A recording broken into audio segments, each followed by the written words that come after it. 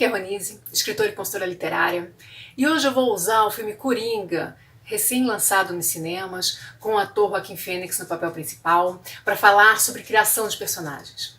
Então, se você ainda não assistiu ao filme, é importante saber que esse vídeo contém spoilers, porque só assim eu vou poder explicar mais detalhadamente como foi o processo de criação da origem do personagem dentro dessa versão cinematográfica.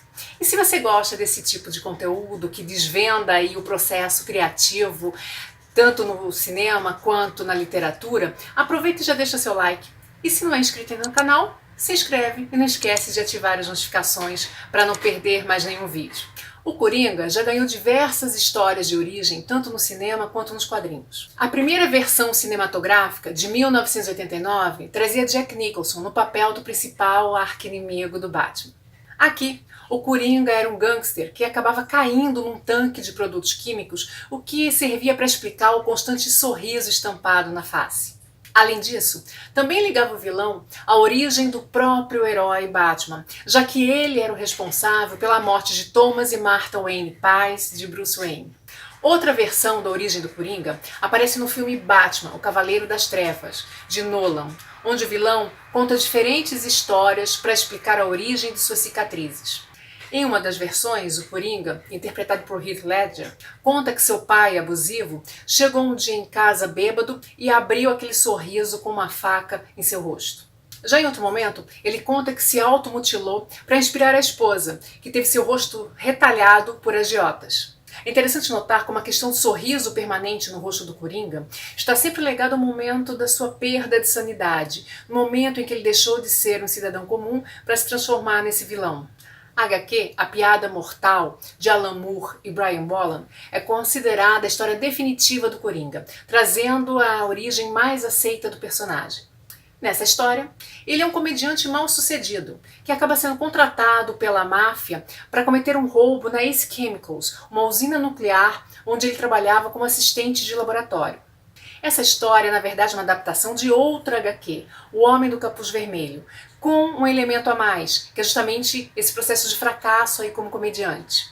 Esse desejo de se tornar um comediante famoso é recuperado nessa nova versão cinematográfica com Joaquin Phoenix. Arthur Fleck, o indivíduo por trás do vilão, tem o sonho de se tornar famoso fazendo stand-up comedy, aquele tipo de comédia em que o comediante fica sozinho no palco, em frente ao microfone, contando piadas. Mas ele sempre fracassa.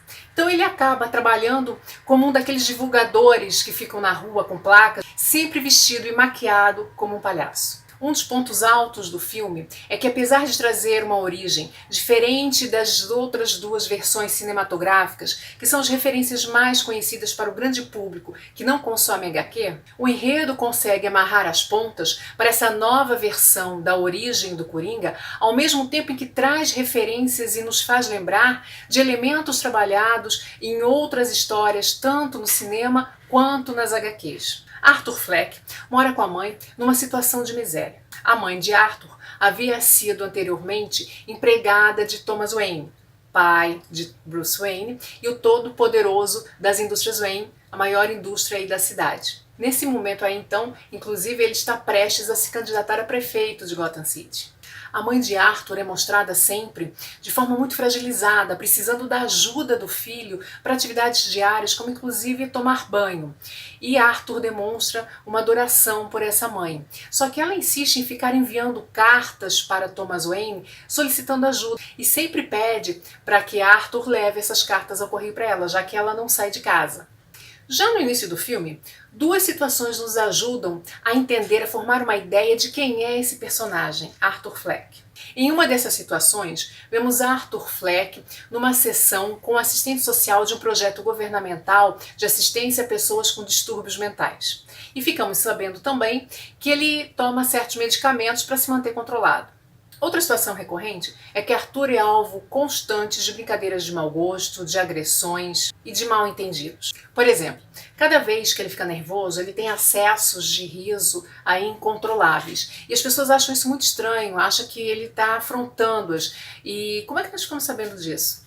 Porque nós presenciamos uma cena em que isso acontece, a pessoa que está em frente a ele acha estranho aquele riso, acha que ele está rindo dela, e ele entrega um pequeno cartão, onde ele diz que ele tem um certo distúrbio e que aquele riso é um riso nervoso. Como toda jornada do personagem, Arthur Fleck, nesse filme, ele também tem um objetivo externo e um objetivo interno. Se você quer saber mais sobre a jornada do personagem, tem um vídeo aqui no canal que eu explico direitinho. Vou deixar o link aqui nos cards. O objetivo externo de Arthur é se tornar um comediante famoso, uma estrela de stand-up comedy. E esse objetivo está claro para nós desde o início do filme. Já o objetivo interno, nós vamos percebendo aos poucos, no desenrolar da história, ao perceber suas tentativas fracassadas de se ajustar ao chamado mundo normal.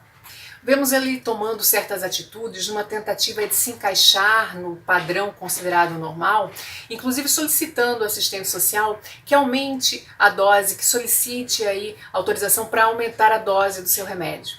Aliado ao seu objetivo de se tornar um comediante de sucesso, Arthur também tem o desejo de ser entrevistado por Murray Franklin, o apresentador do seu programa de TV favorito, que no filme é interpretado por Robert De Niro, e é seu grande ídolo.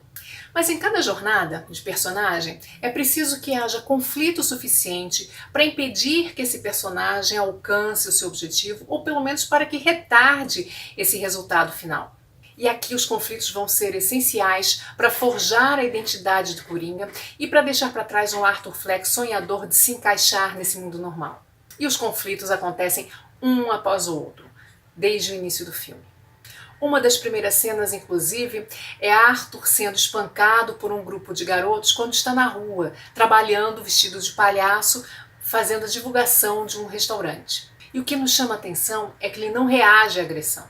Várias outras situações de constrangimento e agressões vão se somando à montanha de frustrações do personagem. Por exemplo, ele ganha uma arma de um colega de trabalho e quando está no hospital fazendo apresentações para as crianças internadas ali, essa arma cai no chão, causando um problema muito grande para ele, o que faz com que ele perca o emprego.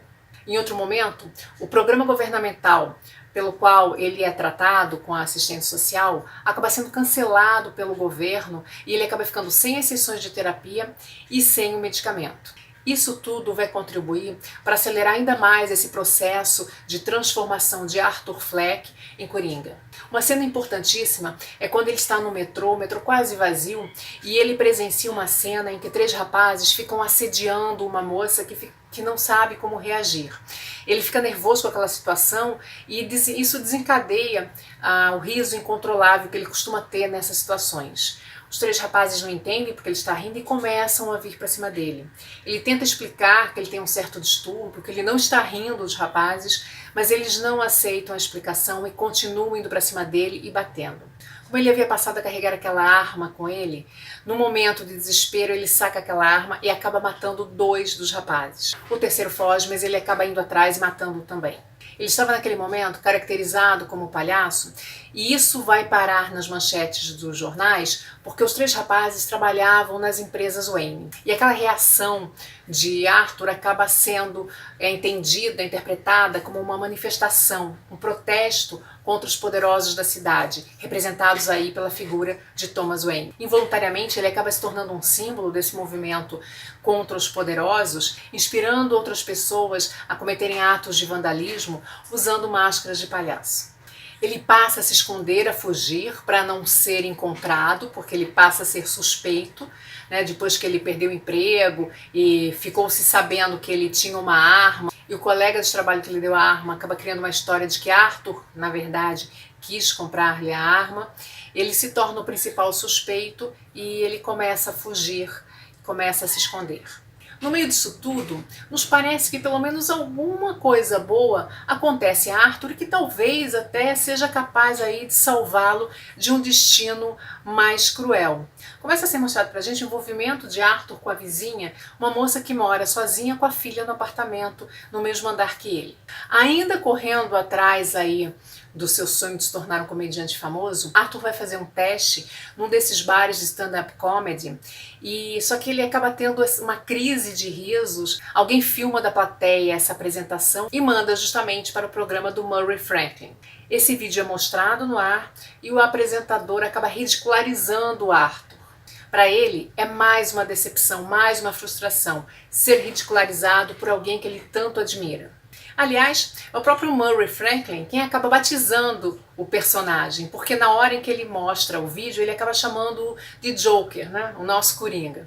E mais tarde, quando Arthur for assumir a sua nova persona aí, ele vai passar a utilizar esse apelido. A mãe dele fica doente, é um momento aí de muito sofrimento para ele, mas a gente sempre vê ele aí acompanhado por essa vizinha, que nos parece que acaba se tornando aí a namorada de Arthur.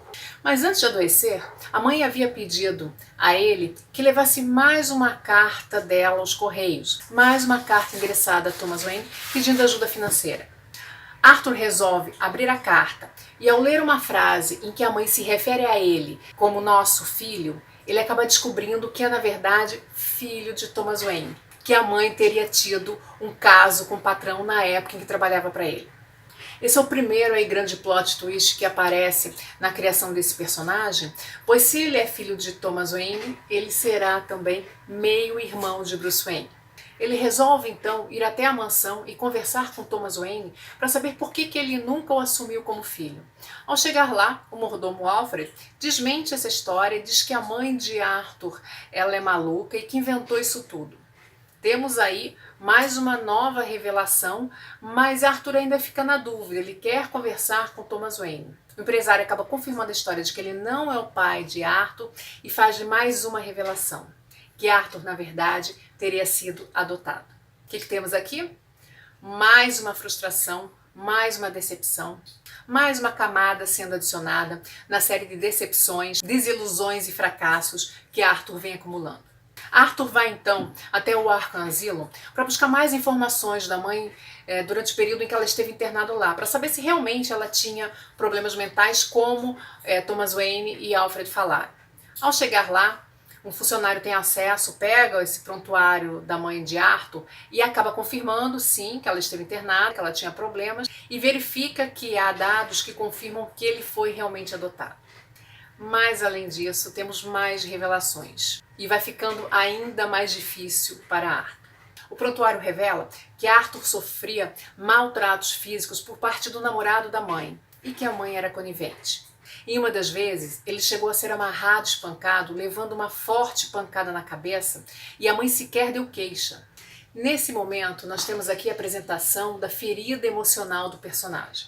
A ferida emocional é um evento do passado que ajuda a moldar a personalidade e o comportamento do personagem e o qual ele ainda não conseguiu superar.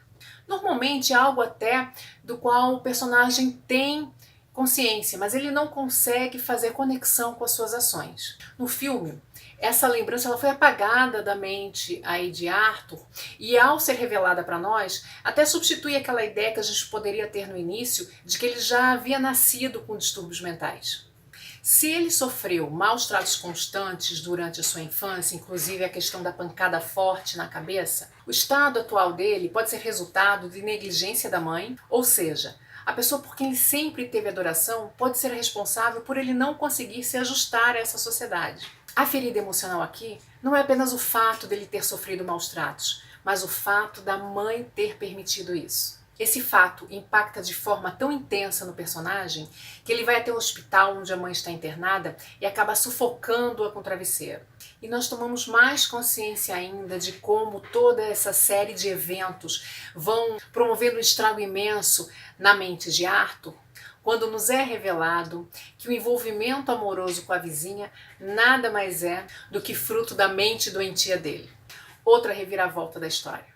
Então Arthur percebe que não há outro caminho para ele. Não há mais volta e ele jamais se tornará alguém ajustado àquela sociedade. Ele resolve, então, ter a fama que ele tanto sonhou, só que de uma forma bem diferente, assumindo uma nova identidade e adotando aí o apelido do Coringa, dado pelo Murray Franklin, e com isso ele acabará tendo a fama com a qual ele tanto sonhou, mas de uma forma diferente. Arthur consegue finalmente um dos seus desejos aí, que é ser entrevistado por Murray Franklin. Ele é convidado a ir ao programa, ele vai caracterizado como palhaço, ele pede para ser apresentado como Coringa e, surpreendendo a todos, ele atira em Murray Franklin ao vivo durante a entrevista. Isso causa uma grande confusão na cidade. Aquelas pessoas que já o consideravam líder e que usavam máscaras de palhaço para atos de vandalismo vão para as ruas. Ele acaba sendo detido, é levado numa viatura policial, que é perseguida, acaba sofrendo um acidente e ele acaba sendo resgatado por algumas dessas pessoas que estão aí nas ruas. E o sangue que ele tem em sua boca por conta da batida, ele acaba aproveitando para desenhar um sorriso no seu rosto. É um momento icônico porque trouxe mais uma vez o momento de formação desse sorriso no seu rosto, mas com uma origem diferente das outras versões e perfeitamente contextualizada dentro daquela realidade que o filme trouxe. O filme traz até mesmo uma última cena aí da família Wayne no beco, a famosa cena em que os pais de Bruce Wayne, Thomas e Martha Wayne, são assassinados. A cena não é exatamente igual à que já foi vista em outros filmes, seriados de TV ou quadrinhos, mas ela cabe perfeitamente dentro da realidade criada para essa história específica. Esse é um filme que traz quase passo a passo aí todo o processo de criação, de gênese de um personagem. Você pode gostar ou não das justificativas dadas ao longo da trama, mas não pode dizer que elas não estão muito bem amarradas, muito bem trabalhadas ao longo de todo o roteiro. Olhando para todos os eventos após o final do filme, consegue-se perceber como faz tudo sentido dentro da história. Mesmo que você não seja lá muito fã do Coringa, vale a pena assistir e reassistir a esse filme se você está querendo construir um personagem que não seja apenas mais um estereótipo, e sim que seja um personagem que se diferencie e que fique marcado na cabeça do seu leitor. E se você gostou desse vídeo, achou interessante a análise da construção do personagem, aproveita e compartilha ele nas redes sociais, assim mais pessoas vão ter acesso a esse conteúdo. Nos vemos no próximo vídeo.